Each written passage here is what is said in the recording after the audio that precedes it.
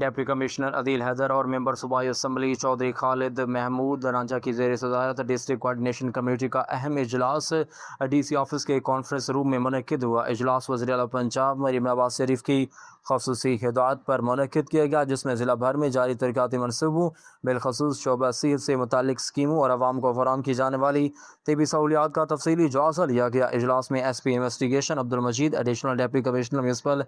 Services Raja Haider Abbas, assistant commissioners, deputy director development حافظ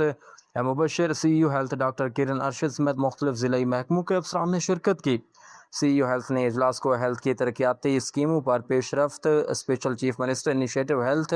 district headquarter اسپتال، T H Q اسپتال پالیوں، Malakwal, M N C H مراکز، rural health centres اور بنیادی مراکز صحت کی کارکردگی سمیت مریضوں کو فراہم کی جانے والی سہولیات کے بارے میں تفصیلی بریفنگ دی۔